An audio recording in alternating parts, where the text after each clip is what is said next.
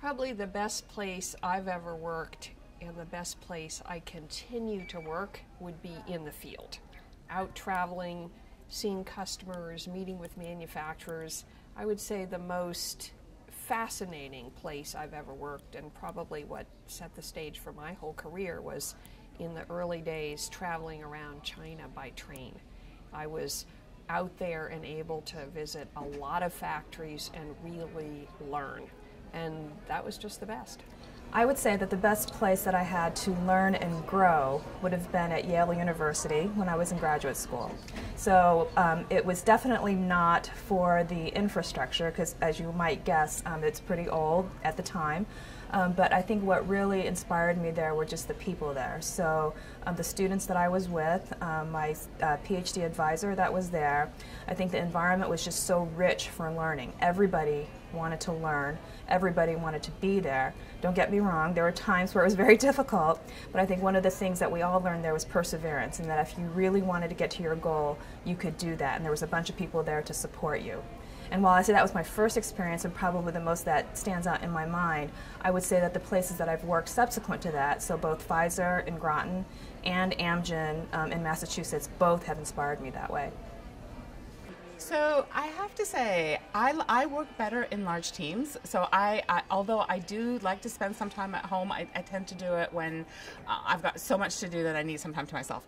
But in general, I much prefer being in the workplace.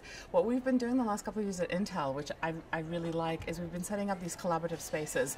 And there's spaces where you're not sitting in your cube by yourself, but you're in these areas where a lot of people come in. And so when we've got to brainstorm ideas or work through problems or just get a lot done, where you need to get a lot of people together, we come into these environments, we come into these areas, and actually my team has been spending most of their time in this type of area, and they've been building them for us. So we actually, we have one of the people in our team who talked our director into funding this, and so we've got all these areas now that are built up, and there's some really cool designs. Some are for smaller teams of 3 or 4 people. Some are for teams of 20 people to get together and just work together. And then, we can all retreat back into our cubes when we need time to focus on, different problems. But, as we're trying to get things done and work together, these environments have been tremendous.